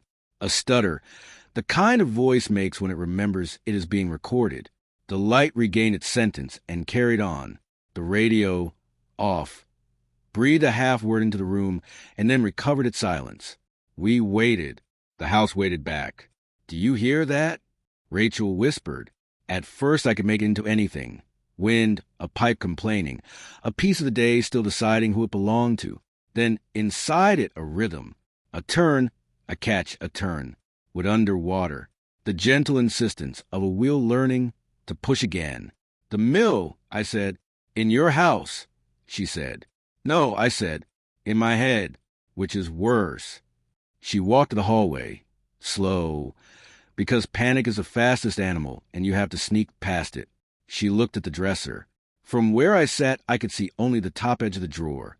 I heard the small wooden sound of it opening, the scuff of paper being touched. Her breath. Lucas, she said. Come. I did. The drawer was open. On top of the letters. First, second, third. Someone laid a small object the drawer did not own this morning. A bell, chromed once, dented in the dome, a small puncture near the rim. It looked like the bell from the photograph had climbed out of ink to live a life. Neither of us moved. Don't touch it, she said. I wasn't going to, I said. We watched it like people watch the first animal that has walked into a city from the old woods. The silence in the hallway gathered, a fabric being cut from its roll. Somewhere outside, a dog barked, the one with the rhythm I recognized. Once, twice, then silence. What if this is kindness? Rachel said suddenly. What if all of this is someone trying to return you to yourself? And what if it is punishment?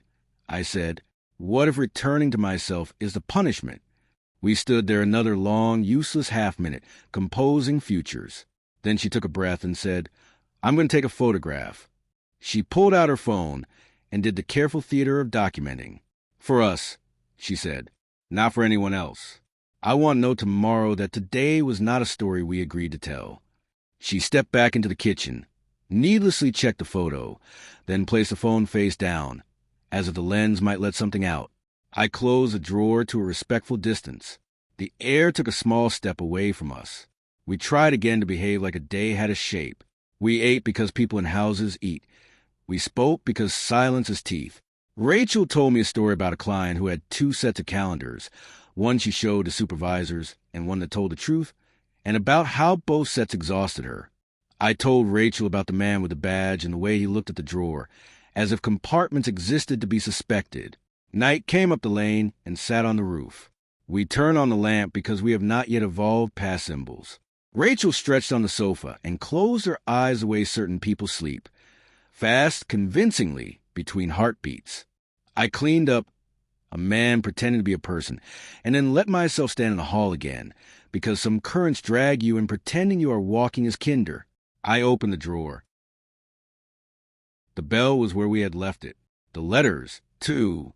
Only The third had changed clothes. I touched nothing. I looked harder, through the paper.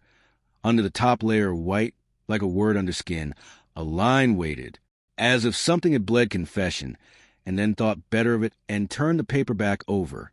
I closed the drawer and went to the kitchen. The ledger lay open to the page with the other surname. I said the name under my breath. The room made the polite sound of accepting this truth for now. Behind me, quietly from the hall, the bell rang. Once, not the bright, clean sound of a bell that wants children to know it exists, but the broken note, the hollow pain of a struck thing refusing to behave. My spine did the small, stupid dance spines do at first contact with the inexplicable. I went to the door, took the handle. Rachel sat up on the sofa, eyes already knowing something had happened. I lifted the drawer. The bell was still. The letters waited in their uniform. And yet the air around the dresser carried a small vibration, like a voice finishing a word. "Lucas," Rachel said, careful. "It rang," I said. She came to stand beside me. "Open the third." "I thought you didn't want to know." "I do," she said. "And I don't. But I want not to be afraid more than I want not to know."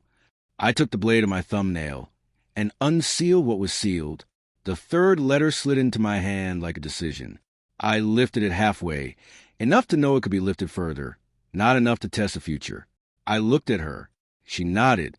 I was about to read when the doorbell rang. Not the inside bell, the doorbell, the good, ordinary chime attached by wire to a visitor. Rachel's face emptied a little. We looked at each other as if we were adults, and then walked to the door as if we were children. I put my eye to the peephole. At first, nothing, just the dark of night and the blurred lens of sea air. Then a face, too close. The small, invincible lines of a woman who has spent her life teaching sentences to behave. The green of an old chalkboard coat. Miss Sanderson, on my step, with the weather in her hair.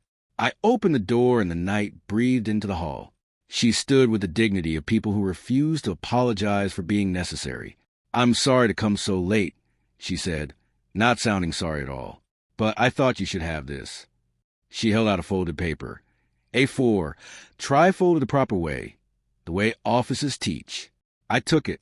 It had the polite weight of bureaucracy and the casual cruelty of printing ink. At the top, Hill Street Primary Mill Day Program. A date, a list of activities, demonstration of grinding, safety talk. Lunch at 12, bicycle safety with Officer Briggs at 1. Names of pupils who would read a poem by the wheel, grouped in pairs. Under my thumb, my old name, the 4-letter one, next to Diya Patel. "Where did you get this?" I whispered. "Out of a box I should have returned 20 years ago," she said. "I saw your face when I left you today and decided rules would forgive us." I stepped aside. Rachel greeted her with gratitude that did not bother with politeness. We three watched the paper as if it might trick us. The program was both nothing and everything, just a schedule, just a day, just a map of a morning. And yet it opened a door down a corridor we had not yet dared to check for light. Miss Sanderson touched the page with her teacher finger. "Note the last line," she said. It read, "Children will return in pairs via Hill Lane. No cycling." Rachel read it. I read it. The mill day made a small sound, like a chain lifting onto the right tooth. "Do you remember it?" Miss Sanderson asked, and her voice, for the first time, held a tremor, as if she were afraid her belief would not be rewarded. I opened my mouth and found that the answer had taken the long way around. "Not yet," I said, "but it is remembering me." The house listened with a new kind of attention. "Then let it," Miss Sanderson said. She closed her coat. "And don't open letters alone." She left us with the program in the night and the consent of the sea. Rachel leaned against the wall, and the wall accepted her. I set the program beside the ledger, the photograph, the bell. We stood around them as if warming our hands. "Tomorrow," Rachel said, "we go to the library. We look for Officer Briggs. We find Diya." "Tomorrow," I said, "we turned off lights we did not need. We ignored the way the drawer breathed. In the quiet just before sleep, the house made a new sound, with rearranging itself at a very old frequency, and then the easy noise of tide. I placed a third letter under the program as if paper could keep paper safe, and closed my eyes with both names in my mouth, one on each side like coins for a ferryman who has a habit of counting twice. When I woke at 3, the door of the dresser was open. The bell was gone. Chapter 7. The Archive. The dresser drawer was open. I hadn't left it that way. I could feel the fact as surely as the cold on my forearms. The hallway was a corridor of mild dark, the kind that pretends. I stood and listened. Because sometimes the thing you need to know will tell you, if you let your body be a question. The bell was gone. "Rachel," I said low. She was already half upright on the sofa, eyes open in the way people's eyes open when news has learned to live in the bones. She came to stand beside me. We didn't touch the drawer. We looked into it like a well. "Do you hear anything?" she whispered. "Only the house being a house." We searched because there was nothing else to do. Under the table, behind the kettle, on the sill where the window remembers palms. Nothing. In the hallway, the air held a small metallic sweetness, as if the bell had wrung itself into vapor. "Sleep," Rachel said finally, in the voice she uses on children and men who think they are not. The sun may know more words than we do. I closed the drawer to the respectful distance, and we negotiated with pillows and cloth and the idea of rest. When sleep came, it came in the shape of the mill wheel, turning without water, catching on teeth that shifted to keep me obedient. I woke at 6 with both names in my mouth and the taste of iron. The bell was on the kitchen table. It sat there with the innocence of objects, the dent of bruised moon, the skin of it fogged with someone else's fingers, and the old polish of hands that believed it obedient. "I didn't put it there," Rachel said, before I could decide to lie to her. I didn't either. We stared at it as if it might confess. It did not. Rachel took out her phone and opened a photo she'd taken the night before. The bell lay in the drawer in the image, the light of the lamp crowding the frame. She tapped for details, the reflex of a person who knows that time tells stories even when people won't. "Look," she said. The time stamp did not belong to the night. It read June 14th, the year stripped of its century, the hour 13:04, the exact day the program had promised. Mill Day. Her phone had been set to the correct date. The metadata had not agreed. Glitch. I offered, because that is the word we use for phenomena we prefer not to name properly. She didn't answer. She tapped to enlarge the bell, slid the brightness, adjusted the shadow. In the drawers with grain, behind the bell's shoulder, a faint reflection caught, a crescent of glass, and within it the suggestion of a face. Not mine, not hers. A child's? The kind of pareidolia people see in toast, and then use to buy faith. She locked the phone, set it face down. "Breakfast," she said, and made it sound like a solution. We ate bread that behaved, eggs that set, tea that made the air smell like gentleness. The bell watched us without eyes. At 9, we took the program and the ledger and the photocopied photograph and walked to the library because the day required a room that believes in paragraphs. The librarian, cardigan like a credential, greeted us with the indulgence reserved for regulars who have learned to whisper correctly. "Back so soon?" she said. "Back with a purpose," Rachel said, and slid the program across the desk. "We're looking for anything you have on Mill Day, June 14th. Year may be variable." The librarian's mouth made the small smile of a person who recognizes a useful kind of madness. Local papers and school newsletters are in the archive room. Microfilm for the Bay Chronicle. The school has bound annuals for most years if the mice haven't protested. We signed a ledger that already knew our names. The archive room hummed with fluorescent patience. The microfilm machine sat like a domesticated animal that resents its leash. Rachel fed the reel, the thin ribbon of other people's days, while I took the bound volumes from the shelf labeled with a hand that had learned italics properly. We triangulated. Mill Day appears with the rhythm of committees. Notices in April soliciting parent helpers. Minutes from May arguing about biscuits. June reporting success in the grateful sentences written by those who survived administration. In a chronicle from a year that would have known my knees, I found the photograph we already knew. Children arranged at a choir around bicycles. A dog half in frame. The caption did us the courtesy of initials. Lucas W. Appeared an identity in waiting. Beneath the photograph, a paragraph about safety, Officer Briggs demonstrating proper braking distance, helmets correctly fitted, no cycling on return. The rule underlined with local pride. Briggs, I said. Rachel looked up. He's real, then, not merely a program's invention. Real enough to be printed, I said. Real enough to be obeyed. She found a second mention. A short note in Community Notices the following week. Thanks to all who assisted at the mill demonstration. Special thanks to Officer Briggs for his talk. We wish a speedy recovery to the pupil who slipped by the canal later that afternoon. No name. As if children are entitled to privacy, even when the town knows them intimately. Slipped, I said, and felt something in my chest lean left. Slipped, Rachel repeated, though her mouth made a different shape around the word, a shape that wanted to be fell. We built a small paper city on the table. Programs from other years, photographs, a page from a school newsletter praising poems read by pairs, Diya P., and a four-letter surname that had slept in the ledger, commentary about flour and water and patience, and the romance of mills that grind nothing but memory.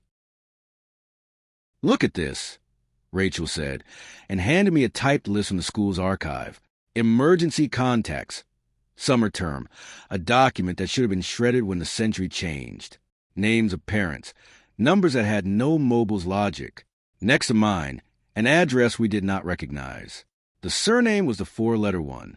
The emergency contact, a Briggs in neat caps. Officer Briggs? I said. Unclear, Rachel said. But someone wrote it in the same hand that typed the rest. It wasn't added later. Her finger tapped a note in the margin. Mill day returns at 1530 via Hill Lane. Pairs. Diya, I said. Me. Officer Briggs at 1, Rachel said. Poem by the wheel at 12:45. Return in pairs, no cycling. She looked up. Where were you when you became ward? In an office that kept a different pen, I said. At a desk that believes it can write the world by changing a line. We asked for electoral registers, the kind that knows for addresses.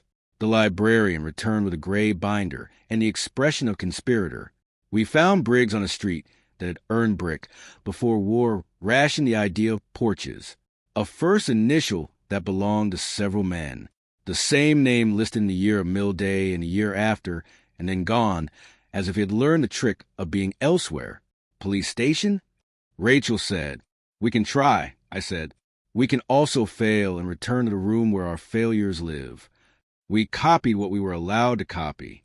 The librarian went to her desk and returned with a plain envelope. There's an off-the-books file, she said, with the air of a person who intends to retire on her own terms. Clippings people bring in that don't warrant cataloging. Wedding notices, lost dogs, things that only matter here. She slid the envelope onto the table and did not look while we opened it. Inside, a dozen bits of paper saved by a generous kind of nosiness. A notice about a cake sale. A letter to the editor complaining about gulls. A photograph of a mill wheel that had been decorated with ribbons and primary school drawings. Faces, houses, a bicycle that a child's hand had colored a laborious red. Beneath the picture, a caption in blue pen. Mill Day, best drawing by Deepy, age 9. Diya, Rachel said. We copied the photograph. On the back, in pencil, some adult had written a note and then thought better of leaving it to the parish. It read, Ask Officer B about the fall. The pencil line had been attempted, not erased. Graphite leaves a memory the rubber cannot steal. We thanked the librarian with too much gratitude. Outside, the day had taken on a kind of shimmer, the light that belongs to weather that can't decide if it is done. We walked to the station, because the worst thing anyone can do to you there is tell you to go home. The building smelled of coffee that had learned to forgive. A young officer at the desk, jaw that has never known a razor properly, hair performing compliance. Looked up with a half-polite alarm of someone confronted by a narrative on a day he expected only forms. Can I help? We're looking for records, Rachel said. She is good with uniforms. She prefers diction to deference. Mill Day program. Officer Briggs, community outreach. Some years ago. What years ago? He asked. That's the trouble, I said. He pursed his mouth and glanced behind him toward the room where people's afternoons go to die. There was a Briggs, he said finally. Before my time. Might be retiree. Might be moved. Records like that, community stuff, won't be in the active system. I can check the binder. He checked the binder. He checked the second binder.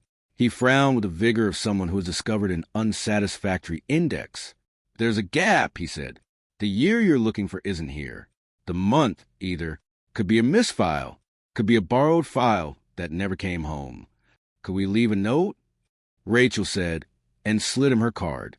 If anyone knows an Officer Briggs who might remember standing by a wheel and telling children not to die. He looked at the car like a person is supposed to. I can ask, he said. I'll need your, he stopped. Mr. Ward, you wrote about the council thing years back. He looked oddly pleased to have recognized a person who had once caused trouble. My dad swore his tea over you. I apologize to your tea, I said. He grinned, then turned serious, his youth rearranging itself into authority. I'll ask, he said again. We don't always keep all the stories people think we do, but people do. Back at the house, the rooms had been holding their breath. The bell sat where we had left it, in the center of the table, as if it had always belonged to that geography. I felt suddenly, cruelly tired, the kind of tired that tucks its hand into your shoulder and leans. Rachel put the kettle on, because that is how we stay alive here. Look, she said, tapping her phone. The metadata is still June 14, but the year changed again. She turned the screen. The year now matched the one we found in the archive. She hadn't edited anything. The phone had decided to correct itself without permission. This is what people mean when they say haunting, I said. She lifted her mug, then set it down. Do you want to try Diya's address? She said. Or do we guard the table until it tells us its intentions? Parish office first, I said. Electoral registers may tell us where she took her bicycle. We gathered paper for courage. Before we left, I went to the hallway mirror and said both names aloud, one after the other, like a child learning the alphabet over. The room accepted them again. Outside, a light rain had begun, the kind that encourages honesty from hedges. The parish office lived as it has always lived, in a building that believes a cue can cure the world. A woman at the desk, expressive glasses, a pen would be on it. Listened to Rachel's request, and then found a register with the efficiency of someone who has always liked the quiet geometry of columns. We found to tell by patients and narrowed it by addresses. A.D. Patella Hill Lane for the right year, then another for a year later, and then an entry that suggested a move. A road near the station, then gone. Do you forward mail? Rachel asked, as if postmistresses were still real. We forward gossip, the woman said kindly. If that helps. She leaned in. A person who understands that confidentiality can be a cousin of help if you introduce them. Try the community hall. Notice board. People who leave their numbers with tape are people who want to be found. We tried. The hall breathed old varnish and the immigrant smell of badminton. On a corkboard by the door under Pilates and Lost Cat, answers Henry, and Freecot, collect ASAP, a yellowing card, Diya P, after-school tutoring. The number had been crossed out and replaced, then crossed out again, then replaced with an email that had eaten 2 vowels. Photographs in my head moved. A girl with a bell that broke. A pear. A poem. A lane. The back of a boy's head in a photograph not taken with permission. Back at the house, the light had the honesty of late afternoon. We laid our finds on the table. Program ledger, photograph. Photocopy, officer's absence, Diya's wobbling telephone history. The bell sat among them like punctuation. Rachel stood at the sink, hands braced, posture that means she is tempering fear into use. Say it to me, she said. Say what the third letter says.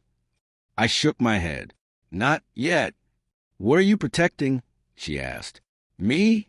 Yourself? The house. The version of me that can still breathe while the sentence is in the room. I said. She didn't argue. She reached the bell and then didn't touch it. What if we tested it? She said. Not with superstition. With the kind of test that would pass in a lab with an underpaid intern. What does that look like?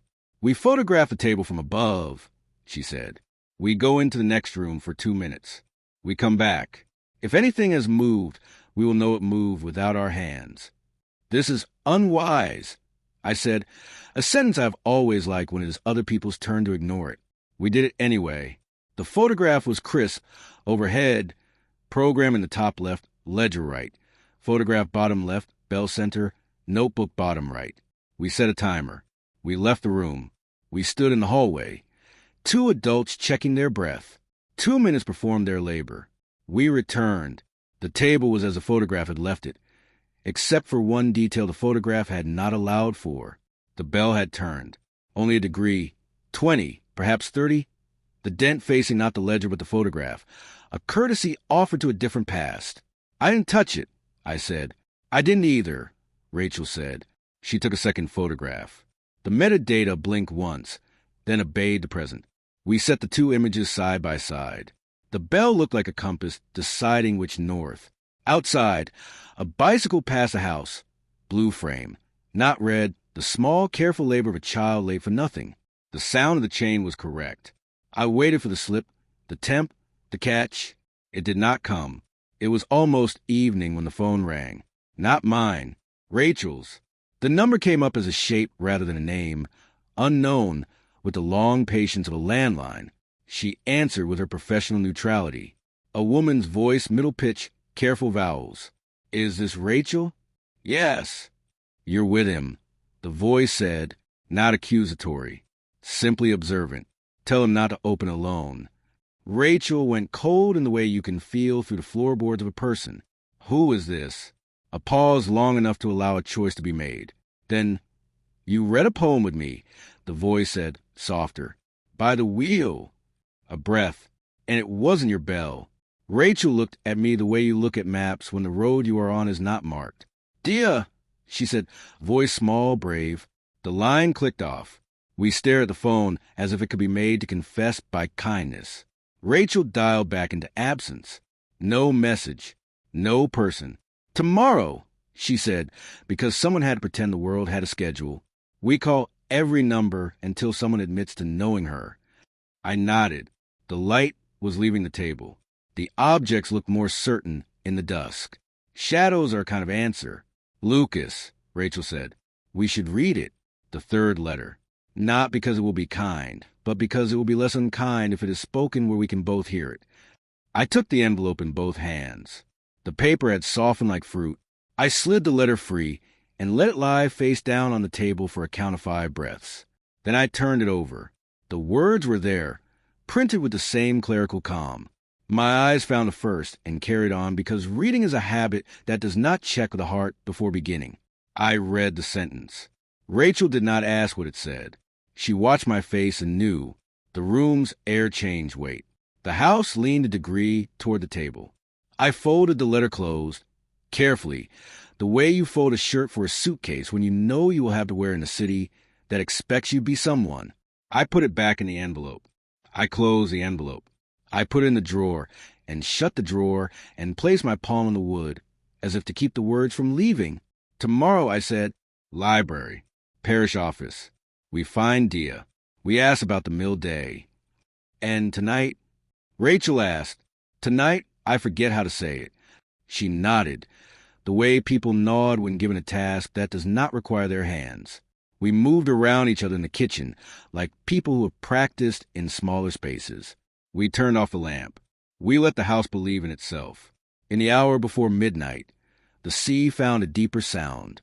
Somewhere beyond the bay, a ship made the noise of metal surviving.